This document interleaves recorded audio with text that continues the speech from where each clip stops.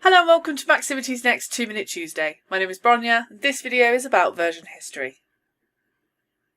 You can very quickly save a workbook by clicking where it says Book 1 and it should bring up a pop-up window that will allow you to choose a file name and a location. If you save your file to a OneDrive account, autosave will turn on.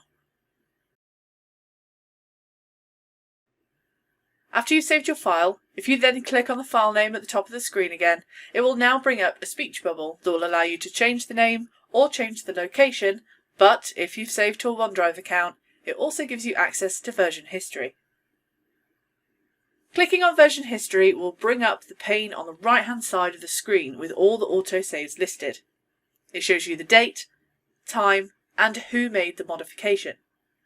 You're currently viewing the most recent modification, so all the others have a link that says Open Version.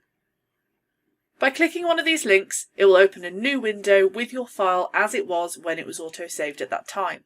There'll be a banner below the ribbon that says Previous Version. You can copy content from this version or save this version as a separate file.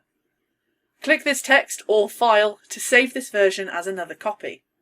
Or you can click Restore to restore your file to this version. If you change your mind, you can always restore it again.